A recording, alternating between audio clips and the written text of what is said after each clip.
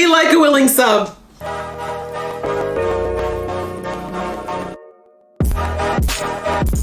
Hey guys, your girl Aisha K Geek XX Chic, and we're back with another reaction to Titans. We're now on to episode 6, which is called Lady Vic. So the last episode, we got the backstory finally on how Red Hood came to be. We found out all about Jason and his turbulent, very sad journey into how we ended up at the beginning of the season with him making a fatal mistake that basically shifted the trajectory of his life, and sadly, so far, not for the better. We've got Dick, who's trying to capture and save Red Hood. We've got Donna off someplace. We still have no sign of Rachel. We've got Blackfire and Starfire trying to figure out what they're going to do with each other. And it's just like everybody is everywhere but together to fight this thing as a unit. And Batman, of course, is still at large. So quite a bit still going on in the show. And I think we're around the halfway mark of the season. So I'm just wondering how we're going to even begin to put an end to this, or if we're even going to be able to put an end to this, and where we would even start. So I'm ready to jump into this episode, but before we do, you know the drill. If you've been here before and you like what you see, please consider hitting that subscribe button. That way you'll be notified when I do more videos like this one. All right, that out of the way, guys, let's get into the episode right about now. All I want to do is drink pina coladas on a beach with you. Well, that's not all. Are you both gonna die? Because this is really too sappy for me right now. Memories triggered. Who are you even? Oh no, is this couple gonna die now just because they dared to be in love in front of you? I was just joking about the making me sick part. I was just jealous. Well, at least you got to celebrate your anniversary. Why? There's really nothing other than the fact that was just douchey. Coriander. I see you prepared a welcome gift. Have him washed immediately and returned to my chamber. I like the way she thinks! And good taste. Clearly the strapping one is my manservant. Here to attend to my needs. Sure, I can attend to your needs. No. Yes! We like a willing sub. But is the green one not yours? I mean, he's cute, but not quite her type. Draw me a bat? She's like, perhaps you've forgotten that we're both royalty. They should be our manservants. Where have you been? Why would you put them all through this, Corey? You should have talked to them first. I mean, I get this is your sister, girl, but considering your sister literally kills people, I just feel like we should have had a team meeting. Barbara? Damn. It's a joke. It's my way of keeping my dad on his toes. Damn. She schooled you. Well, I want to be more than that. I want to do good in the world.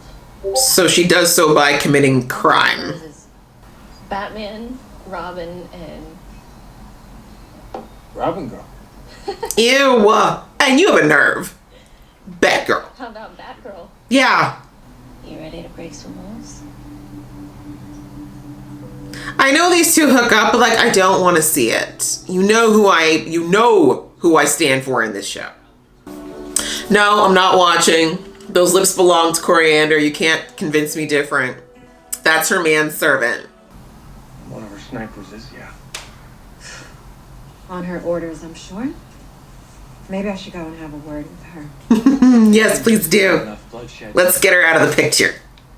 This family is dying and you go out alone and get yourself shot? Woo! Okay. Breathe. Breathe. Breathe. You even hear the words coming out of your mouth? God! He deserves to do this, though. He's been through a lot. No, you go off guard. You've been putting up with a lot of BS since you got here, man. Getting shot up by Corey. This man acting like a lone wolf. There's something I need to tell you. Does it involve catching Red Hood and Scarecrow? No.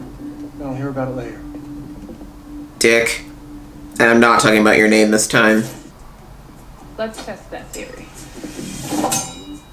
Nice throw. Thanks. Are these two flirting? Is this what's going on right now? I'm not sure if I'm against it or not. Although, you know, Connor's so sweet and pure that he might actually turn her into like somebody nicer.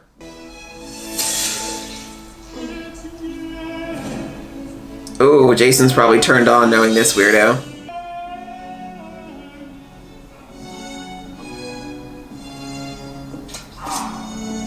See, Jason, you're not special. If you are unhappy, There are others who are more than willing to take up the cause. And there you have it. Dynamic change. You just never stop being a tool for people, Jason. I don't know what it's going to take for you to realize. You got to figure out who you are. Otherwise, to and fro with the wind. Oh. No, I had a guess. She's like, oh, I like this one. Thing I want. You just got shot. We just got shot all the time. Didn't stop him. Look You're at all not that. Bruce. Yeah. I understand now. The tiny green one isn't your manservant. Clearly. Yes, sister knows you. And no disagreement. She's like, yeah. You and Barbara? Work it out. But work it out, not, work it out, sir, please. Okay, remember whose manservant you are. They think they're above the law. Kidnapping prisoners? Says the girl that used to be a jewel thief for fun. Shush it. Stay in the car. You watch her. I mean, you can watch her while doing a lot of things, is all I'm saying. Ooh, backseat action. Somebody ought to be getting something this season. All I ever wanted was the power that Coriander wielded. Why? Every royal is born with it except me. The first child. It wasn't power I coveted. It was acceptance. Look at that. You're a little more human than you thought. You okay? Clearly not. I'm tied up. Are we sure she's a good person? Not that I'm saying she deserves to blow up. The shortwave positron multiplier is used to cure kids with RPPD. It can multiply most any chemical compound with pulses of high energy positrons. He wants to mass produce the fear drug. Don't ask me. I'm not the master. And look who you left alone. Sarah, get in the car.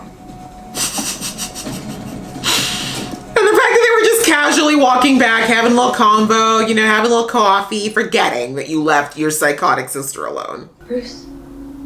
Tell me where it all started. Come quickly. I'm Barbara. What? Don't tell Dick. Is that real? I don't trust it.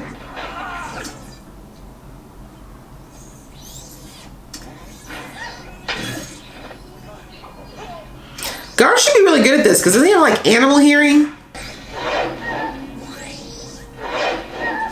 Okay, take a 7-inch blade and do a horizontal slash from west to east. Really? We're directional with this? Damn, okay. Sever the Achilles tendon. Now pivot and east bend slice. No way you heard that! Oh. Speaking of couples robbing things, this is like the double date from hell.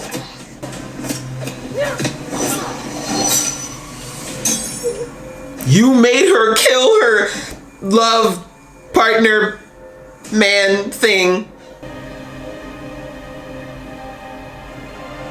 That's why she just murders innocent couples all the time. I'm Barbara. Come alone. Dick. Oh, shit. Yep. Okay, she's got some weapons in that chair, yo. She said, come at me. What was that?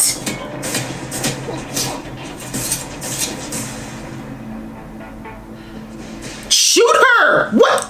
Okay. Wait, you don't think Blackfire has actually killed people, do you? I mean, Corey's like, that's kind of what I did before y'all caught me. Connor, give us the ring. Connor's like, I have super... Okay, never mind. In order for you to be the good sister, I have to be the bad one. I mean, if you gotta put it like that. There's light switches literally everywhere, but okay, this is the way to do it. Hey?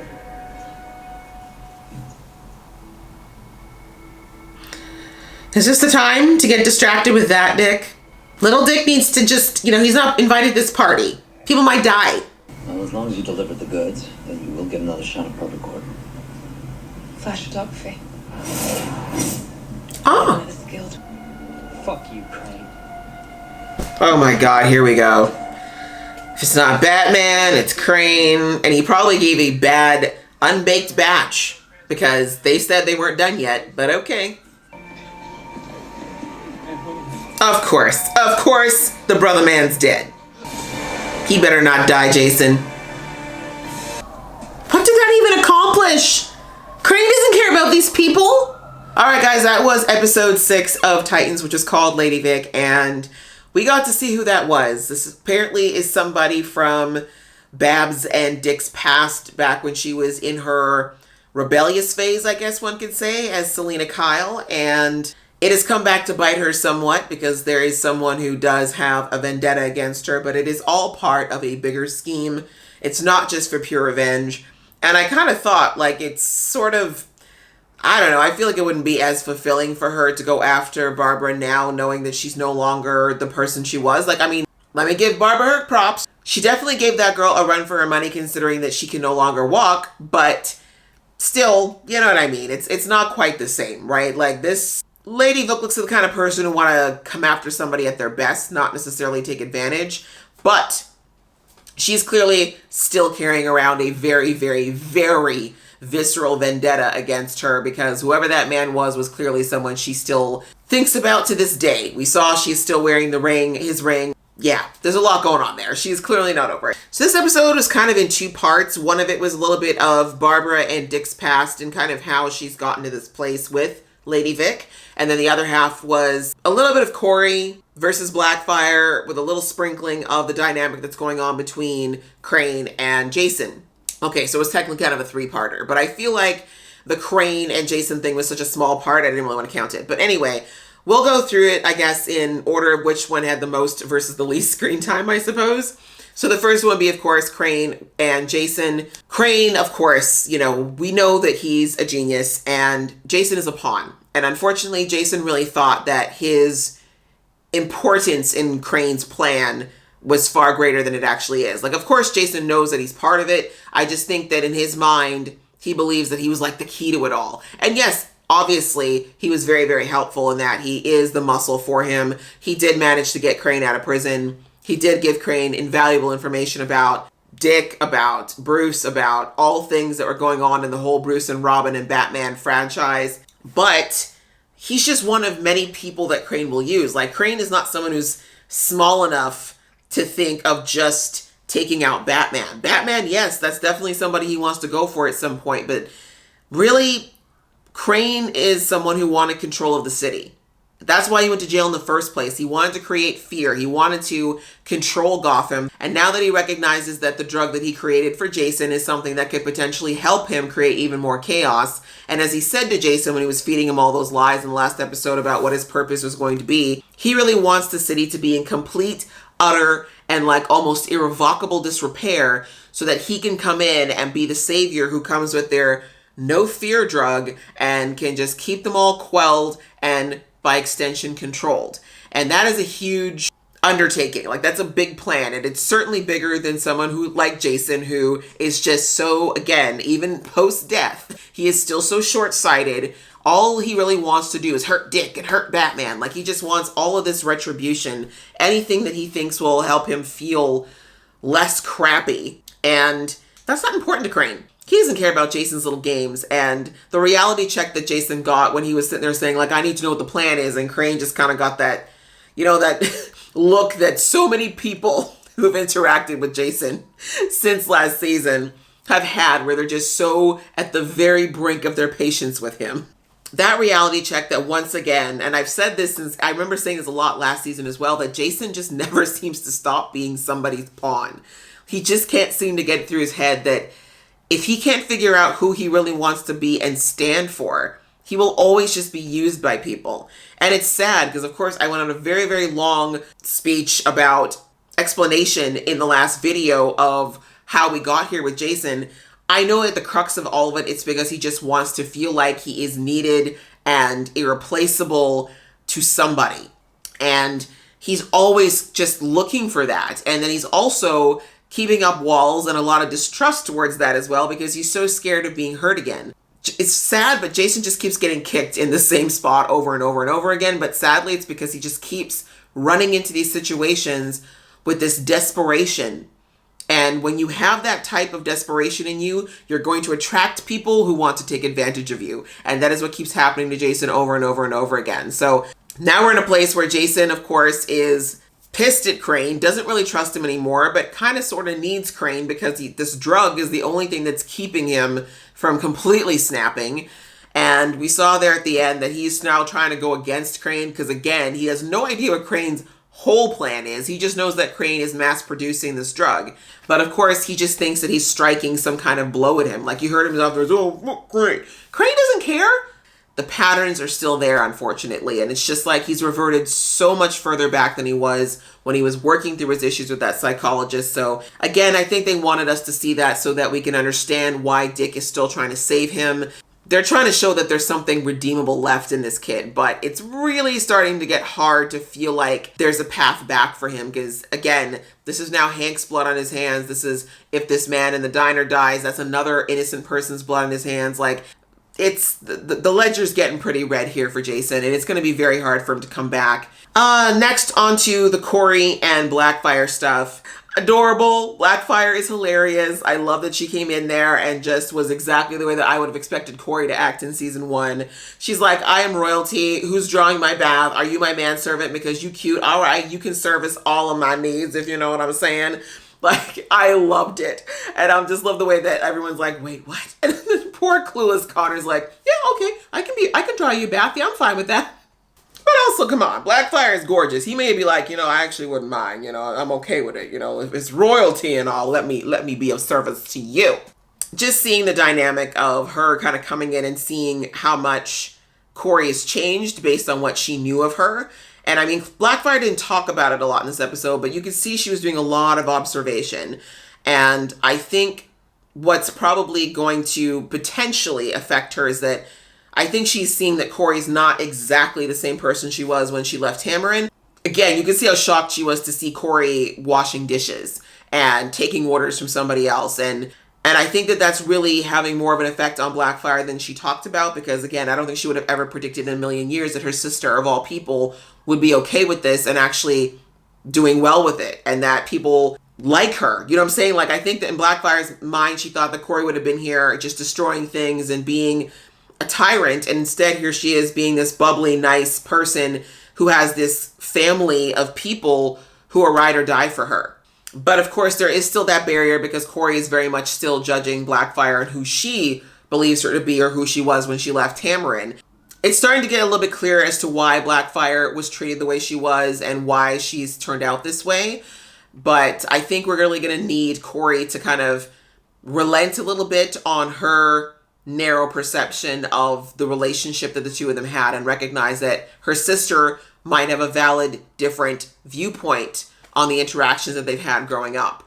Instead of just like you've seen it. Like Corey's just very much like, this is the way it is and that's the way it's supposed to be. And you can't ever have a different opinion than me because I said that you were the bad kid. That brings me to that very poignant statement that Blackfire made where she said, the only way that you can be the good daughter is if I'm the bad one. And I do think that really resonated with Corey because I think there is a part of Corey's ego that's tied into this in being the child that was the approved, uplifted, praised one. Completely different side note though, I definitely see like they're trying to hint at something between her and Connor. I don't think anything will actually happen, but I wouldn't be against it. I mean, we're both aliens, why not? Like, let's have a little fun here since nobody else seems to be getting into any kind of romance right now.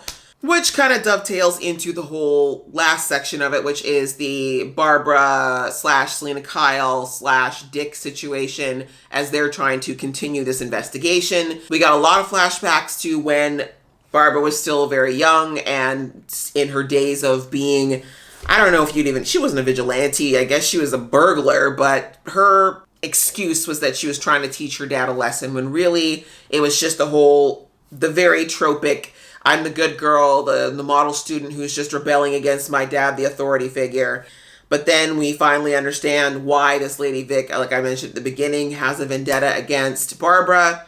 But also we get a little more insight into why Barbara, I think, is so passionate about being about the law now, considering that she was so, shall we say, middle of the road before this.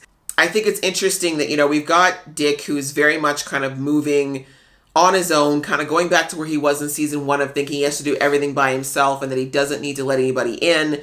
I actually really liked, one of my favorite things that happened was with Gar finally losing his temper. And I really am proud of him for doing that, because Gar's been repressing a lot. And this is not the first time he's done it. Pretty much since we met Gar, his personality is such that he really does try to be the peacemaker and the passive person and the forgiver, but he's entitled to his feelings, he's entitled to his anger, and it's justified many times over. And I think he does need to let that out. But if he doesn't, as you see, it becomes a pressure cooker. And we saw there that he just about tired out.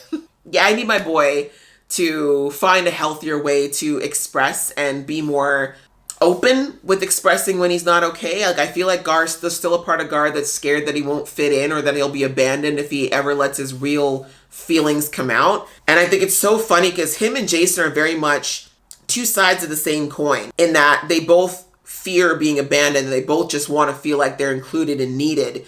But they've just taken such different approaches to that fear.